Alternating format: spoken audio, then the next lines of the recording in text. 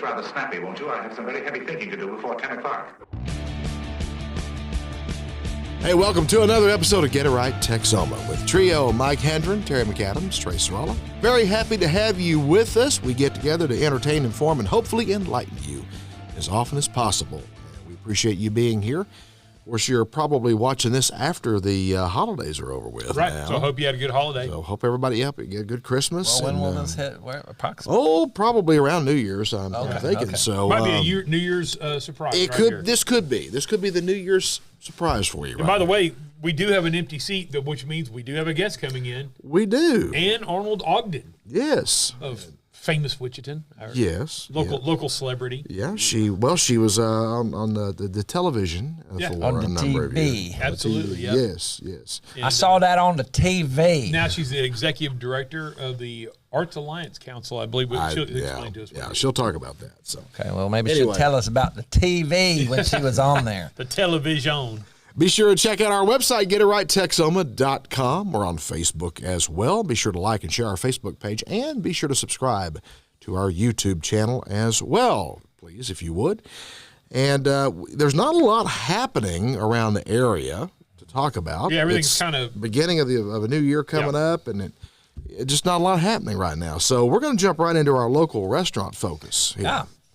And this is a Terry pick right here. This is Terry's pick. It's not really local, but it kind of is, and Terry can kind of explain it. So Tell us Dickies about Barbecue. Dickies Barbecue opened up a number of years ago, and I can't remember exactly what year it was, but basically I've actually been helping every single owner since they opened. Yeah. Now, Dickies Barbecue is a national chain, or Or regional. at least regional Texas, chain. yeah. It's based, I think, in Dallas. Fort I think it's based Worth, in Dallas, yeah. And but anyway, it's a franchise, and so this local store was opened a number of years ago, and it's had a few owners over the years. And unfortunately, one of the owners got a little challenged, and it was sold off to someone, and who then, I mean, I think it's had 4 or 5 owners since then. But here's the thing. Here's the great thing. Again, I've helped every one of those because I really, really, really like the barbecue that they have. And so Ed Aguilar. Aguilar, yes.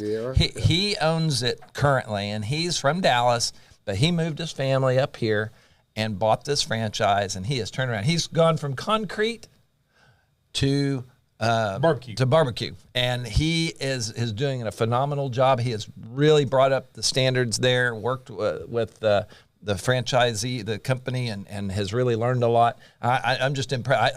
I have to say, they are my favorite barbecue in this town. Okay. I like the others. There's some pretty good ones, but especially when what was the one on that had the stage and everything? Anyway, I forget the name of it. Anyway, they're gone. They had really good barbecue too. But anyway, the brisket. The Rafter J, not Rafter J, but the one that was, I know what you're talking about. Yeah. It was a craft barbecue place. Yes. Yeah. So, but anyway, I have found that and especially if it's done correctly, they do a phenomenal job. But they have all kinds of things, but it is a locally owned in terms of the franchise. Right.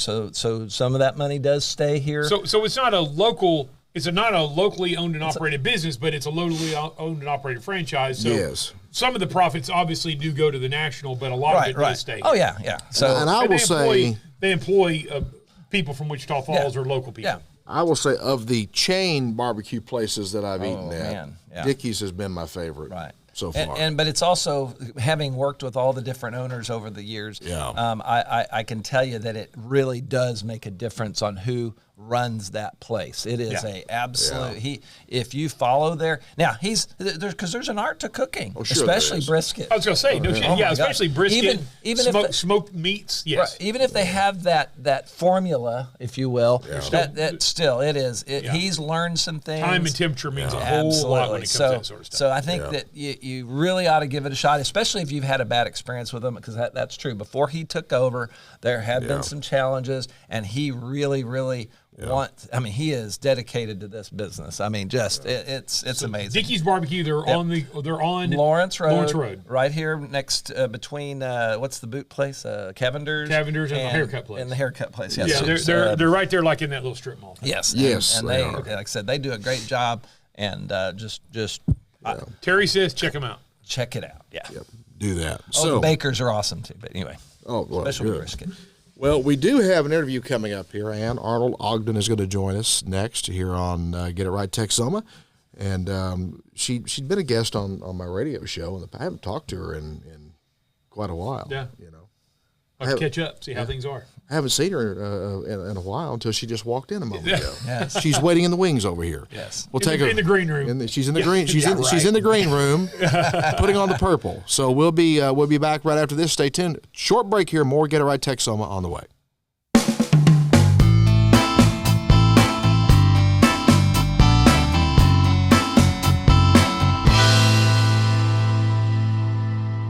And welcome back to Get It Right Texoma with the trio, and our very special guest, as promised, is Ann Arnold Ogden.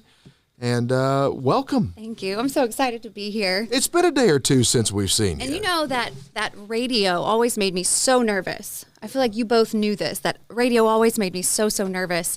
Now we're combining radio with TV. Yeah. Which I don't know how I feel. This is my first, this podcast. Yeah. But here's the thing, though. You were on TV for so long and so natural at it. Right. That I can't imagine. So natural at reading a prompter. Yeah. Oh. Well, yeah, but you did a great. I know there were times that you didn't, because I saw you one time. That's true. Reporting live. I was on the way to the radio station one morning. You probably don't remember this. Out at there was snow, and they put me in the intersection. There was a snow, and I rode by, and I didn't realize she was on the air live. I thought she was just standing there waiting for her thing. I swung by and said, Ann, what are you doing out in the rain? She said, I'm out here Trey Sralla in the snow, or something like that. Live on TV. Yeah. That's true, yes. Do you have a TV voice like a lot of? 100%. Okay, yes. I'd like to hear it. Yeah, well, it's on now. Well, you don't. What you hear all the time is the TV voice. I paid a lot of money to not talk like I'm from Southeast Texas. So you're always. So I am. Well, not always. Okay. There are times. So I have a 5-year-old now, and I can hear the Southeast Texas in him a little bit. Yeah. So he said one day, Mommy, Daddy put a fire in the fireplace. And I just had to laugh, and I was like, that's me. Sorry. Well, Firefighters. Well, that's what I was saying about the TV. We got a TV star here. I too spent a lot of money, not to sound like a bale of hay, but occasionally I do. Well, and it's slipped a lot in the last 10 or so years. So I do.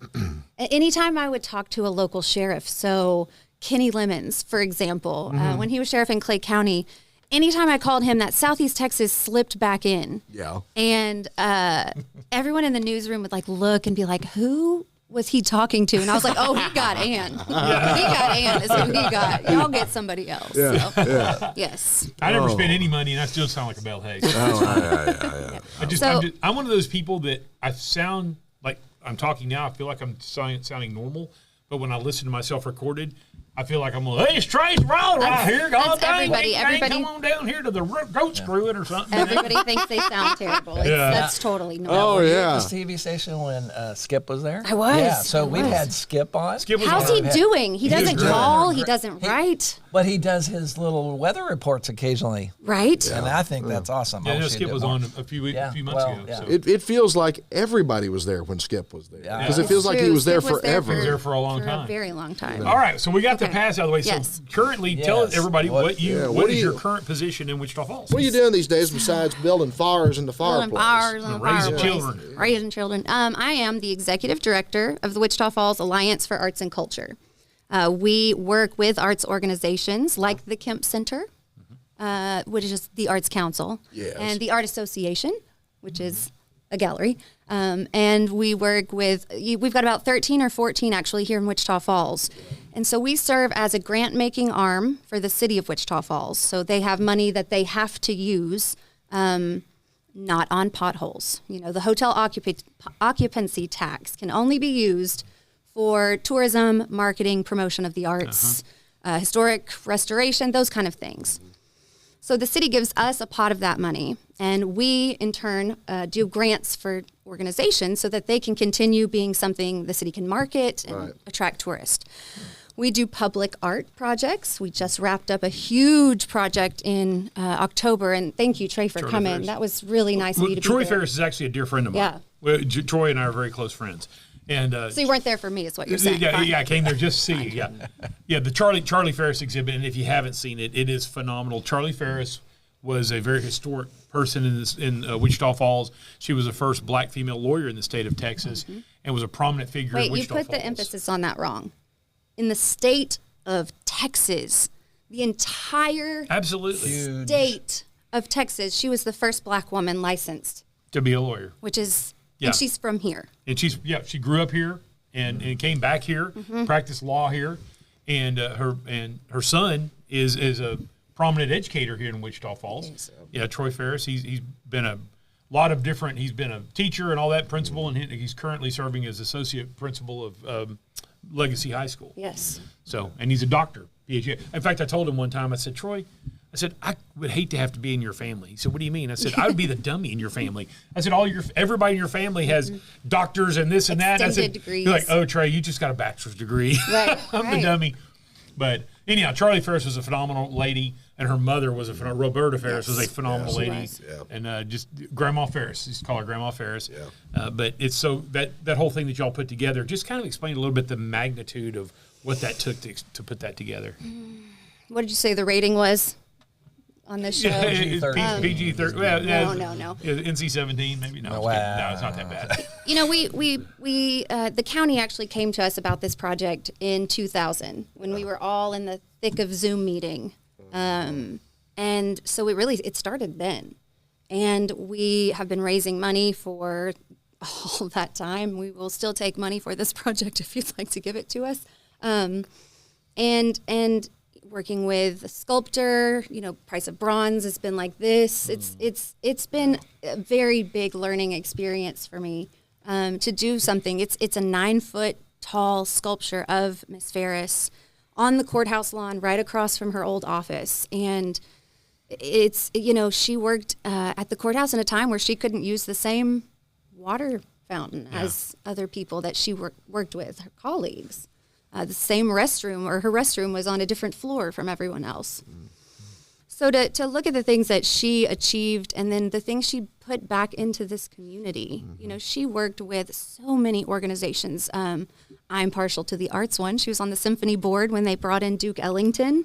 There are children's advocacy groups and so many people that have benefited from who she is. She was also on the MSU Board of Regents. Yeah, Board of Regents, of course. Yeah. So it was really an honor to recognize someone who so deserved it and would have hated the whole pomp of all of it. Yeah. And I fully acknowledge that, and I do feel bad about that. But she deserves everything this community's done and more. So if you get a chance, go check it out. It's like you said, it's across the courthouse. From the Veterans Memorial on the courthouse lawn. Right. So it's the front door of the courthouse that nobody uses. Yeah. The front door, everybody uses the side door now, but the front door is actually what was used for many, many years. Yeah. Well, and the county actually, for their partnership and support of this project, actually won a major statewide award this summer for supporting it through Texans for the Arts. And it is incredible. This community, there's something so special. I mean, there really is about Wichita Falls and North Texas. You get support in surprising places for projects that are also surprising. And it's really lovely. Well, that brings me to a topic. We all talk a lot about, there's a lot of firsts that have happened here, with Miss Ferris, for example. There's a lot of big things that have come out of our community over the years. And there's a lot of big things that happen here, but we do such a poor job, and I put the blame on city government, I put the blame on citizens, I put the blame on everybody. We do such a poor job of marketing ourselves. We do such a poor job of promoting ourselves.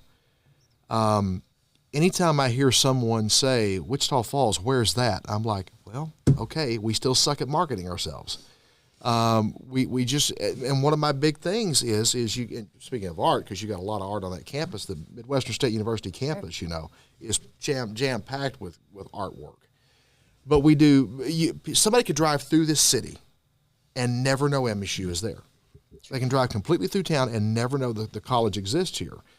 What can an organization like yours do to kind of, or what are you guys doing to kind of help further the marketing of the city or something like Midwestern? I mean, is there any kind of an alliance there that has developed yet or is in the works? It's interesting, and you guys know my past job was to market the city. Yes. I don't do that anymore. Right. I think that for whatever reason, there's this idea that we don't, maybe it's, inside us, I don't know, but that in Wichita Falls, we don't deserve nice things. And they're already here. Yeah. But for whatever reason, it's we don't feel like all the wonderful things we have, like either we don't deserve them or we shouldn't, we're just, I don't know what it is. I'm not a psychologist, and so I'm not Wichita Falls suffers from low self-esteem. I think so too. Yeah. I think you're right. Well, someone told me, said, we seem to be afraid of inviting anyone from the outside in. Well, now I'm from outside, and I feel like I've been here for years. I don't know. I don't know. I think my role now is to continue making this a beautiful place to live, to celebrate the creativity that's here, and to showcase that more broadly. And I am working to do that. We are actively recruiting for Texans for the Arts to bring their conference here to Wichita Falls so they can see. Yes. We've got sculpture and murals and artists galore. This is a wildly creative town, whether you think it is or not. Right. And we are wildly creative people, and you have to be to live someplace as hot as Wichita Falls is. Hot and cold. It can get hot and cold and windy. But isn't it, on that note, though, about our self-esteem collectively as a city, it's sad I'm sad when I'm reading on a lot of the social media posts that this town, la la la la. They you fill in the blank, and it's a negative thing. Drivers, it's as if we are unique. In some ways, we absolutely are unique. Let's celebrate those things. But we're not. They make it sound like we're the worst drivers. We're the worst of this. Well, I guess there was something about that study. So there was some objective information. But it's just not about that. Just we don't have this and we don't have that. The more we speak negatively, that's what happens. You know what I mean? I'm off of social media. I don't focus on those fully. things. I don't read those things unless I stumble across them. Now, do I miss a lot of things? Sure, I do.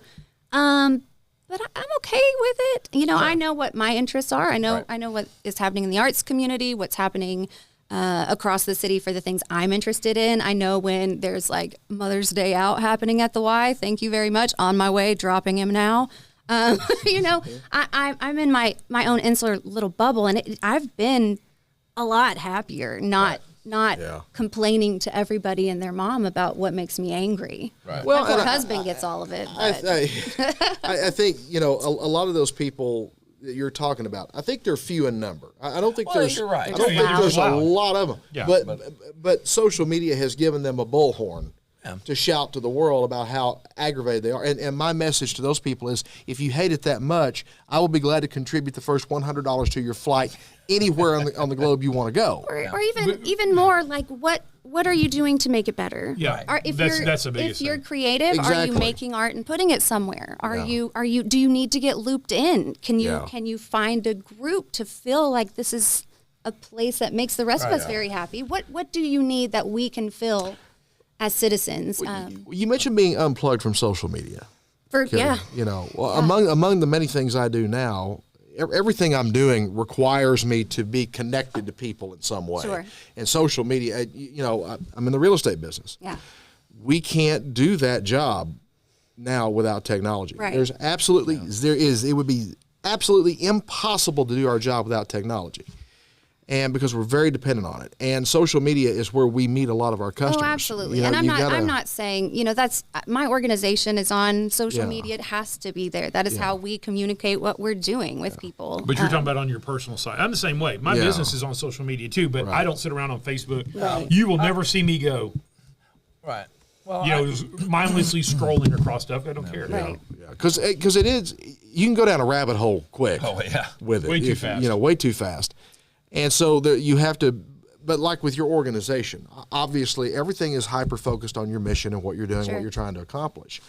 Do you get a lot of negativity on your No, we don't. Social media? And if we have, I haven't heard about it. I'm not on rants and raves, so I don't know. Oh God, that's got to be the most useless social media page ever. I do feel like if we were, someone would tell me. But I also, I don't want to waste my time. Our lives are so short as it is.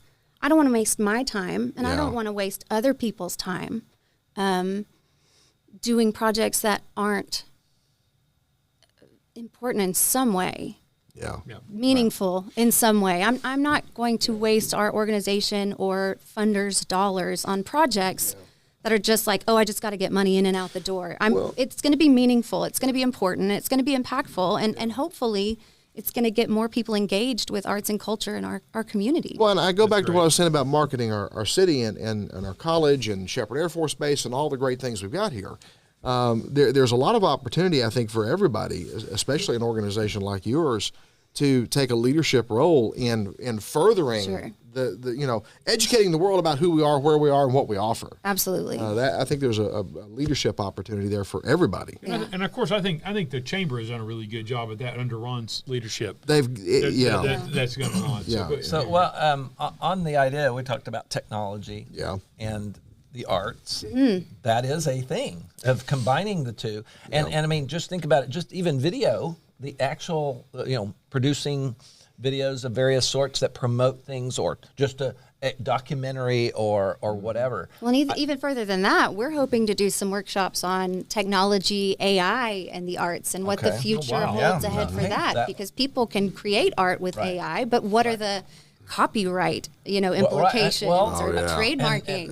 And I would love to be involved in that. I would love to have I you have involved. put on some. I'm not an artist by any means. It says that. I'm going to find it though.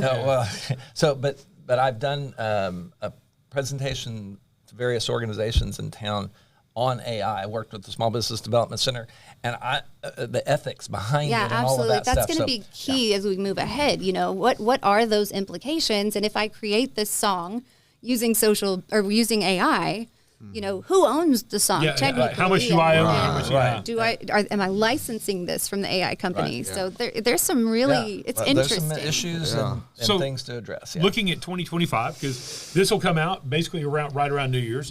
So looking at Happy New Year! Somebody drink a big old bottle of champagne for me. There you go. New Year's looks so different as a mom. Just saying.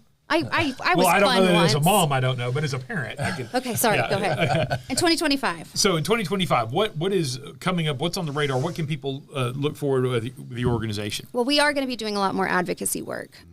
We are planning to take a group of arts leaders down to Austin and to talk to our legislators down there about what we do here and why it matters. The arts isn't just about making beautiful things and the fun, touchy-feely parts of it. There's also an economic component to it.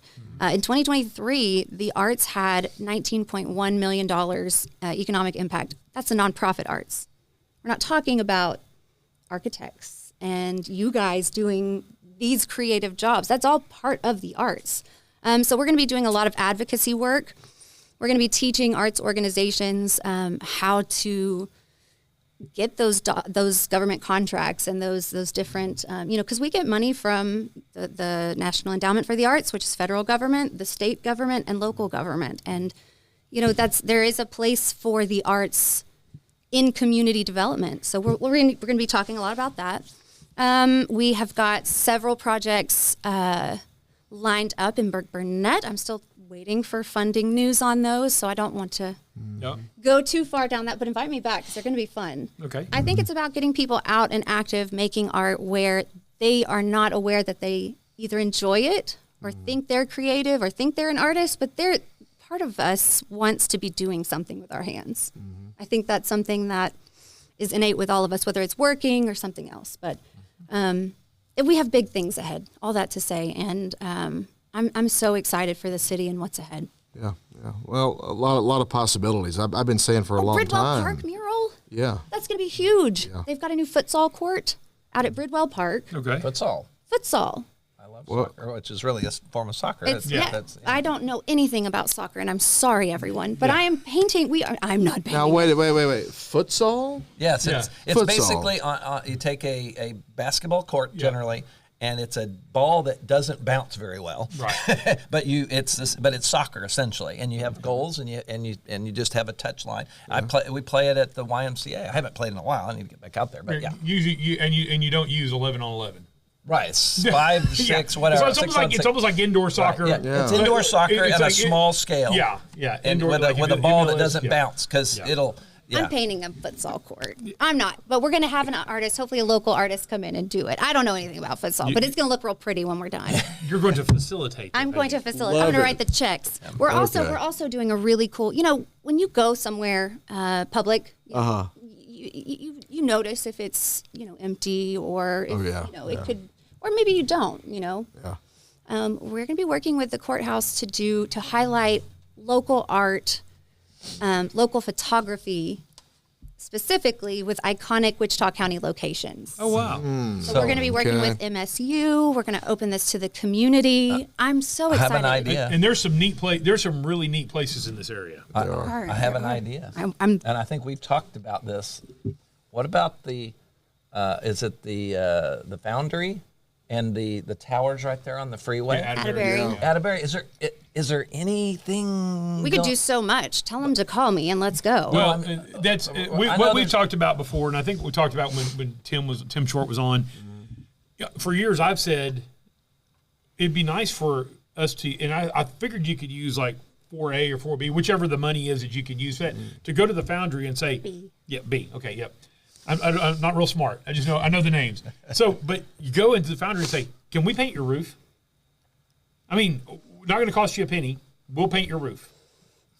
Welcome to Wichita Falls or something, because when you go over that thing, it's and I hate to say it's an eyesore, but it's their business. I mean, I don't blame them. They're in business to make money. That's where it's not a priority for them. Well, not just that place has been there a long time. Yes. And it costs money to do things. So if it's good for the city, could we use some money and do something like that? Absolutely. Yeah. So, it is. I think the funding part is the part that people don't necessarily focus on. So thank you for, thinking, where can we use those funds? Right. We've looked at doing similar projects, and we're talking $300,000, $400,000. Right. It's a long-term project, but it's a big call for, Well, and it's not just doing the project, Right. but then there's also maintaining Managing, the project and maintaining, managing it. Right. Yeah. You paint something like that, it's not a set it But and y'all forget don't it. worry about that. Kinda. Let me worry about that. Let's get something going. Let's I'm on board. get it done, Yeah. and then I'll Get worry. her Put done. that I on my shoulders. Yeah, I I'm think that would excited. be really cool if we could do something that made that look really nice, both the Foundry and the tower. The grain And, yeah, elevators. the grain elevators yeah. to get, because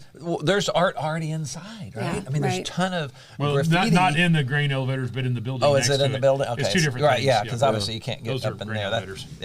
Well, But No, we're open. I've always talked about entrances to our city and how I'd love to beautify them, and I think we are, a piece at a time. It's you don't need an Good elephant Johnny Cash in style, one baby. sitting. one piece at a Yeah. time. Let's get these. Let's keep going. Keep the momentum. And these projects are not impossible. And we do, to get back to our point earlier, we deserve it as a community. We deserve to have nice things, and I'm ready to help make that happen. I've served on the committee for a little event called the Cowboy True art exhibit since its inception, and one of the things that we had sought to do with that was to exhibit and showcase and enhance the cowboy cultural influence in this area. Sure. And there's a lot of that. There is. There's an awful lot of that. There's an awful lot of history here, period. Yes. I mean, aeronautical history, Yes. MSU history, Yeah. oil and gas history, cowboy history, ranching history. let's tell all those stories. That's all I've ever really been good at is telling stories, and now I get to do that with art. And well, I think what you can do is you can take all those stories and all the things that have happened and are happening, and you could turn this area in, because I keep having these conversations with people about what do we do here. What do we do with Wichita Falls? We're 2.5 hours from Dallas. We're about 2.5 hours or so from Oklahoma City. We're kind of in the middle. Well, Go ahead. Yeah. No, I don't have the hour and 45-minute Sralla trip. No, he can afford the ticket. I can't. Anyway, that $800-900 speeding ticket. But anyway, what can we do to better market ourselves? And we could take all these things and create kind of a arts and cultural center, a hub for this region, I think, right here in Wichita County. I think you guys have done that to some degree. Yeah. I mean, there is a lot more emphasis on arts.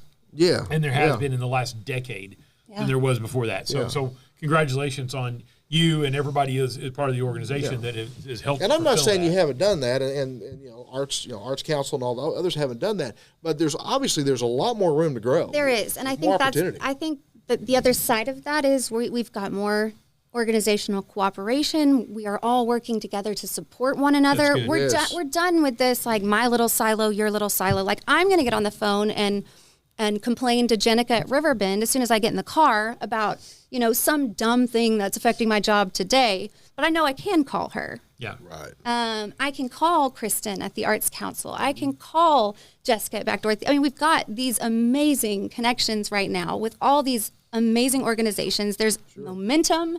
We're all, ready to work together to do great things. And I think if our organization can be the one that rallies and brings everyone together to get it done, then, that's our role. That's what we do. I think the future's bright. That's what I want to hear. Thank you so much. Yeah, thank you. Appreciate you being here. Well, we do appreciate you being here. We do look forward to having you back. Sorry, y'all. It's weird.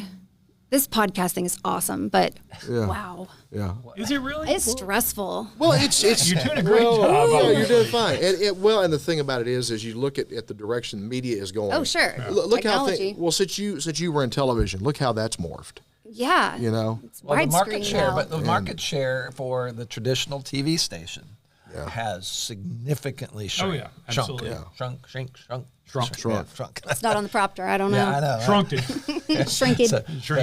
But yeah, I think there was a Seinfeld episode about shrinking. I think you're right. So, and by the way, One of the best Seinfeld You could do it Dr. Seuss style. Shrink, shrunk. There you go. There we go. Okay, and ChatGPT can help me write that script and put it up there. But anyway, so but I'm going to offer you this: if you wanted to do something, whatever it looks like, you're welcome to use this podcast studio for free. Yeah. Between the three of us, or we should be able to. The Dean of Fine Arts School and I have talked about it, but it would just be another thing to do. Murder podcast, so we don't want to talk about that. It's fine. We don't need any more of those. Murder podcast. We can talk about that next episode. Okay. All right. We'll say that for a It's later Wichita Falls episode. history, though, right? Yeah, there you go. Yeah. That's true. Yeah. There's some of that, unfortunately. Yeah. Okay. Well, you're welcome to. I have weird side interests. It's not just art.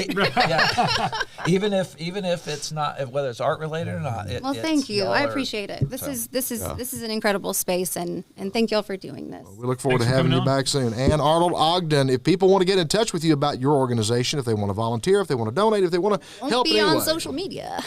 No. How do you get hold of you? How do WichitaFallsArts.org is and it's just A Ogden, Ogden. At WichitaFallsArts.org. Yeah, no, you went from an easy to spell last name to a tough one. Yeah. I know. I should just change it to Ann, probably. But no, I'm around. I'm here. We're downtown. We're right across from the Y. I'm there all the time. Just holler at me. You can get me. Call one of them. They know how to get me. Yeah, we can get you in touch. Get you. Also, I saw you at Office Depot like 2 months ago, sir. You did? Don't act like you did. I probably didn't have any makeup on, so you didn't recognize me. Oh, yes. I remember now. Yes, okay. I haven't seen her. Where is she? I'm remember not that. dead. I'm here. I'm just busy. I know. Yeah. I know. Well, I am too. I mean, He's trying to be dramatic. I know. Haven't seen you in ages. I sleep like 4 hours a night, and usually hanging upside down. Do you have a doctor for that, maybe? Yeah. I take pills, but they don't seem to help, you know. Again, thank you, Ann, for being here. Appreciate it. We're going to take a break here. More Get It Right Texoma on the way right after this. Stay tuned.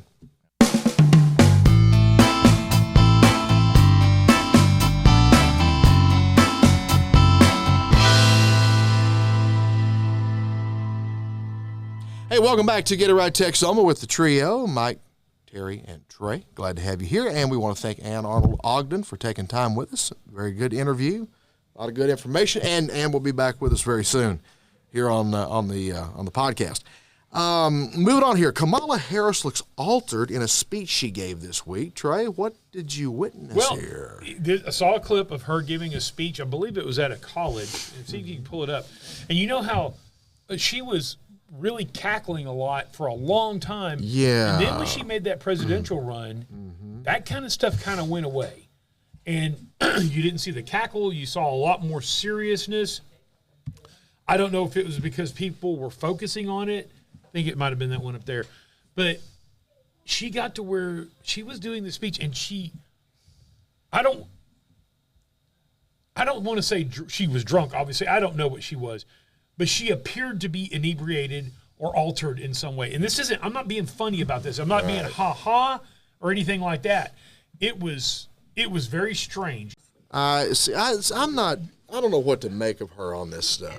Well, she did not do this when she was on the campaign trail for president. Yeah. The laughing at herself, the cackling, the weird effect, that was not in place. So either something is different, because she was like this before she ran for president. Yeah. That short period of time she did not. And now she's back to it. So I don't know if she has a substance problem. I don't know, and I don't want to throw that. I don't want to say she does, but what I'm saying is there was a period of time when she did not act like she did before, and now she's acting again. Well, I will tell you. There was a reason why. I will tell you what part of what I think may be going on with her is also you lose a race like that, the wind gets sucked out of your sails big time. Sure. And I think maybe the reality is starting to set in that her own party doesn't even want her. Oh yeah, I think that's true.